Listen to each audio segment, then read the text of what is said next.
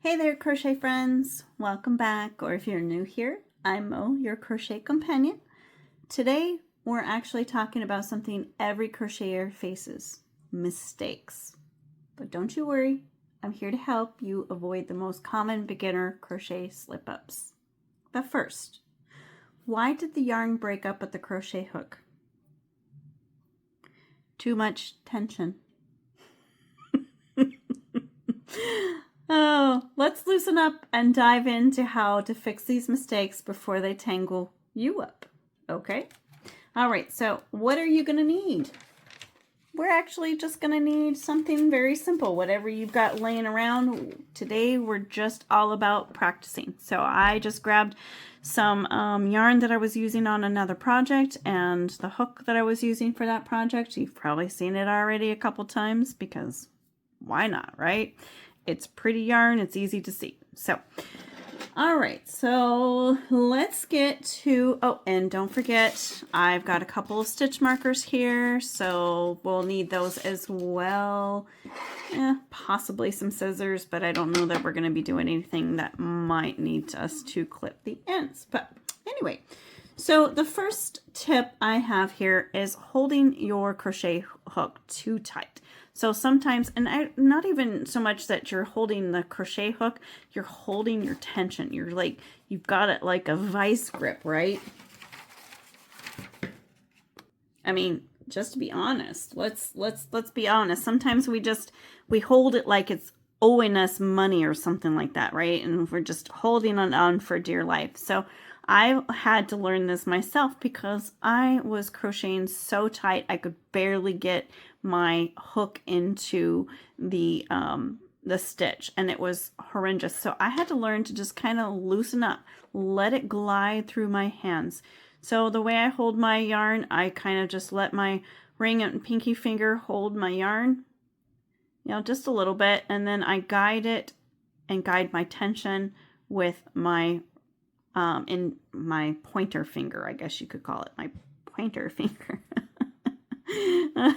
Anyway, so when I'm looking at my hook, I know that I'm too tight when it literally looks like it's suffocating the poor hook. So I just kind of loosen it up. You want to have it nice, and you know, let's look at it this way.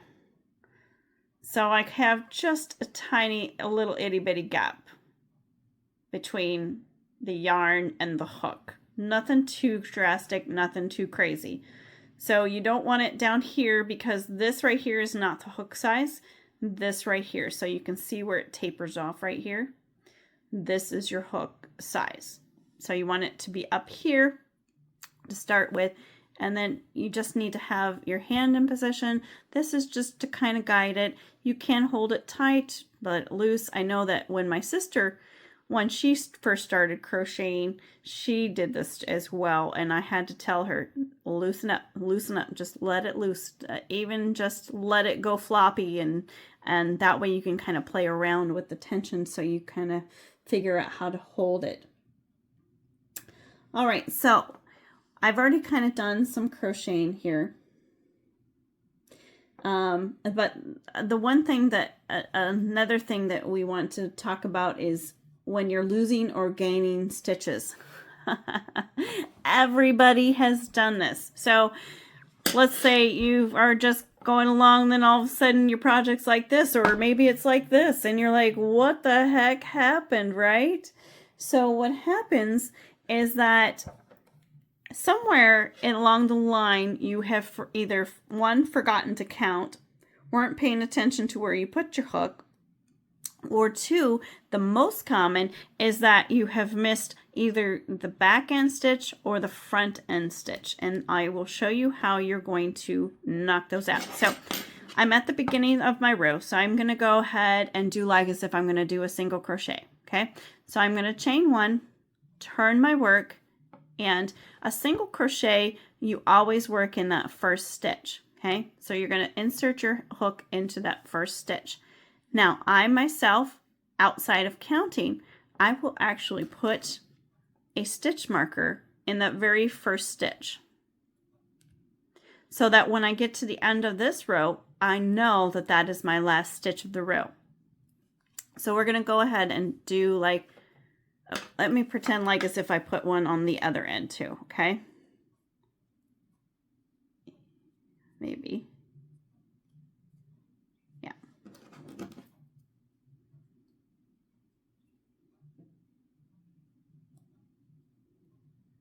Well, no, because that's a whole nother story. Anyway, so we're just going to keep on going. So we're going to do a single crochet all the way to the end of the row.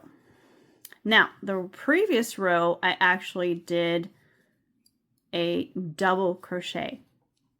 And when you do a double crochet, usually when you start a double crochet, you have a chain, 2 chains that you use to create the row, or to create the first double crochet and to start your row. So here is where most people stop. They're like, okay, so that's the last known stitch, right? Wrong. Those chains that you did the row before, that counts as your stitch. So you have one more stitch that you got to do. So how you do that? You just take that first chain and you do your single crochet in that stitch. Okay, so now we're going to go back the other way. But this time we're going to chain 2 because we're going to do a double crochet. So we're double crochet. A chain 2 is considered your first double crochet of the round. Now, this is where the difference between the double crochet and the single crochet is between, and also as well as the half double crochet, basically anything bigger than a single crochet. Because this is considered your first stitch, most people, they will automatically go into what is the first stitch for a single crochet. You don't want to do that for a double, a half double, double, or treble. You want to skip that because this is considered your first stitch. And that's where a lot of people go wrong, and they wind up with an extra stitch because they put something in there. So you're going to skip that first spot and go into the second spot. Okay, now we're going to do a double crochet all the way to the end of the row.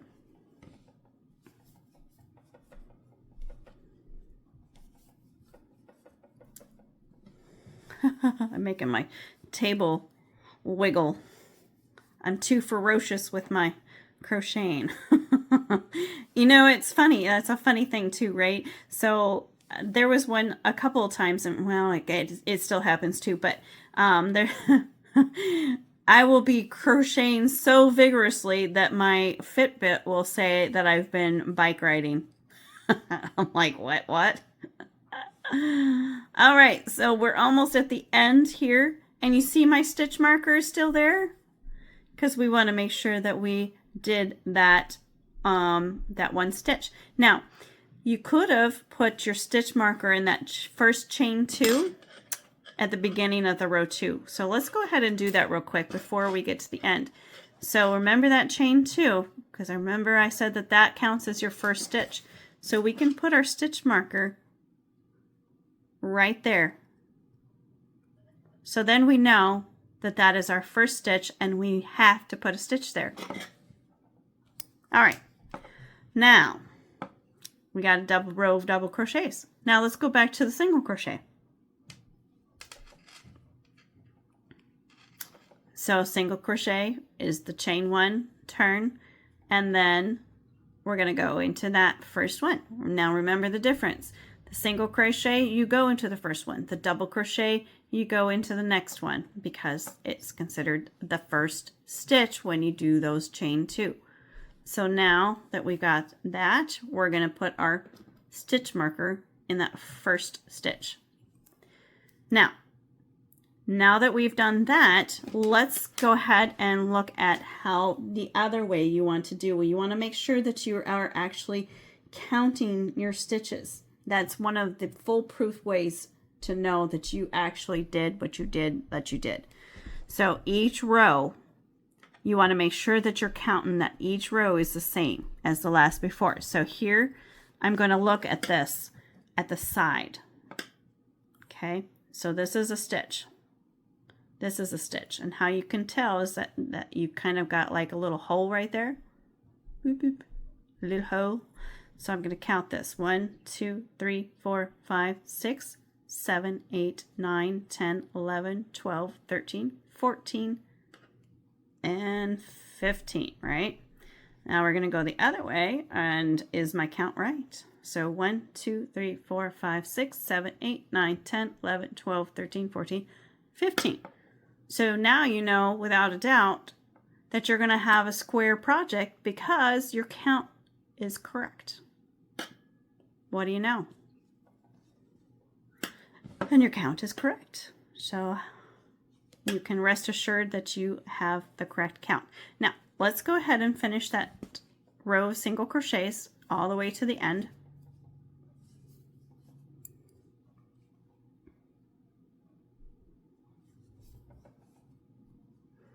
By skipping that count, you're going to end up with a wonky project.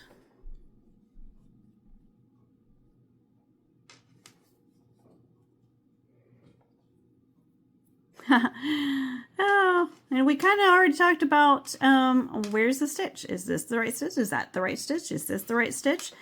And then remember, it's the beginning of a row. So this is the first one. So we know that we need to put our stitch in that marker. That's our last stitch. So I'm going to put my last stitch in that marker. There you go. So the other thing, and I kind of touched on that, is the turning chain. So this can also cause problems too. So if you don't do a turning chain, so a turning chain, you do one chain before you do a single crochet in the next row. If you are doing a double crochet in the next row, you do a chain of 2. Oh, excuse me. I'm sorry. That's a half double crochet. I do 2 for a double crochet, but some people do 3 for a double crochet. And then you turn, but you don't go into that first one. You go into that second one. Now, for me, I do 3 chains for a treble crochet, but some people do 4. I personally prefer 3. So when I do a treble crochet, I chain 3 and then turn, and just like the half double and the double, you have to skip that one spot because this chain is considered your first stitch. So then you go into the second hole. All right. And sometimes it can be the confusion of the pattern too. So you want to make sure that you're paying attention to what the pattern tells you to start. So some, maybe it's a weird one and they want you to put a stitch in that. So I know quite often when you're working around, they will have you put your stitch in the same stitch that you just completed. So it would be a chain of, say, a chain of 2, and then you would put your the next double crochet or whatnot in the same stitch. All right, so some stitches are tight, some are loose. Your work is basically a roller coaster. So with this, all I can say is that practice makes progress. So you try to keep your even flow with your yarn. Eventually you will get a nice rhythm. And then once you get that rhythm, then you're good to go. It doesn't happen overnight. I know that it took me quite a while to get my rhythm and my pattern. But consistency is super key. Forgetting to check gauge. Oops, it's huge. Your hat could fit a giant, or maybe your cat. Meh, I've been there myself. So checking your gauge is important. So having one of these handy dandy rulers is crucial. So How to check your gauge. Most of your patterns will have what they say that their gauge should be according to how many stitches they do, and it will always be at the very beginning of the pattern. So let's say you have 6, they're saying that 6 double crochets would be about 2 inches. So we would check our gauge, and it would be, mine is about close to 6 inches. So there's 1, 2, 3, 4, 5, 6. So it's close to 2 inches. I'm a little shy, so maybe I might go up a hook size so that I can compensate for that. But there again. So let's say they say that 3 rows is 2 inches. My gauge is perfect. So for me, if it was that case, then I would probably leave it as is because my gauge is pretty close. Now let's say they wanted 3 inches for the gauge. So we can definitely tell that I covered quite a few more stitches in 3 inches. So I would need to go up a hook size or maybe even 2 hook sizes to obtain the gauge. So you always want to make sure you're checking your gauge swatch if size matters to your project. So this would be hats, this would be stuffies. If you're making stuffies, then you would make sure that you need to check your gauge. Now, some projects, it's not as much of a big deal. Like for me, I did an Irish lace pattern the other day. Well, I guess it wasn't the other day. It was a few years back. And what I did, instead of using cotton weight, I used the bulky yarn, the worsted weight. And I just made sure that when I did the project that I matched my hook size with my yarn. So for the worsted weight, I made sure I was using either an H or a G size hook, which is what I'm using here. Not weaving in your ends properly. Oh, you thought tying a knot was enough. Spoiler alert, it's not. Sometimes you actually need to crochet or weave in those ends.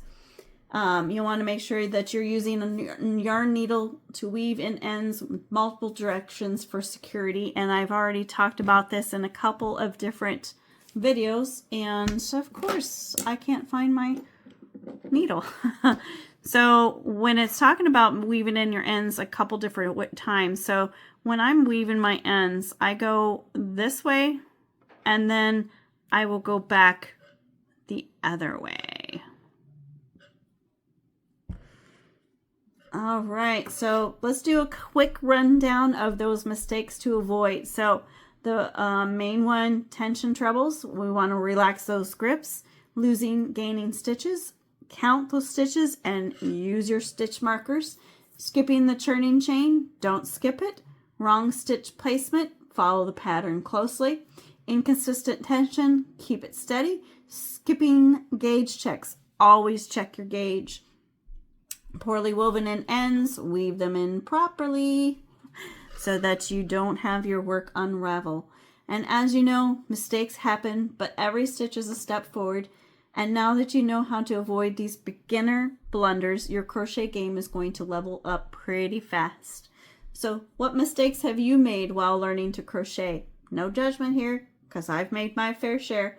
We've all been there. Drop a comment below and let's chat.